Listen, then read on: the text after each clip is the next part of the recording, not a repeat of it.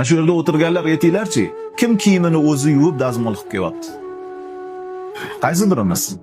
Kamchiligi, lekin shunaqa bo'ydoqlar bo'lsa, Alloh taolo tez o'zi najot bersin.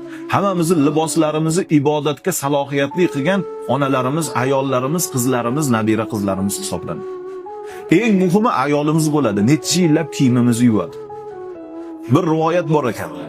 Bir odam Alloh taologa shunaqa yetishibdiki, suvni ustiga joy namozini solib namoz o'qir ekan. O'xshatish uchun aytiladi. Joy namozini solib namoz o'qir ekan xilvat joyda.